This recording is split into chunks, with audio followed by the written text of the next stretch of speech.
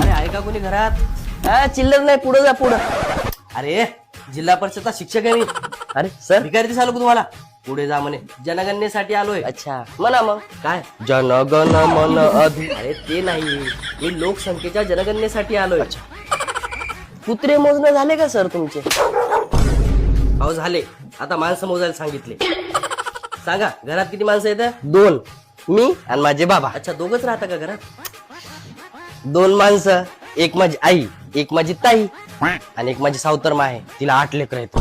अरे तर मग 2 माणसं का बरं म्हणायला? तुम्ही माणसंच विचारले ना, तुम्ही बाय आणि लेकर कुठे विचारले? मी का जुलमच सांगू काय तुला? अच्छा, म्हणजे एकूण 13 लोक राहता तुम्ही, आहे ना? नाही नाही नाही, 2 लोक, 3 बाया आणि 8 लेकर. ए बाबा तू राहू दे, त्या चुलीत गेला सर्वेन फिरवे. मी ना माझ्या पदाचा राजीनामा देतो. असं एक चपराशात काय फरक नाही ठेवला सरकारने. रूपानं व्याड लावलं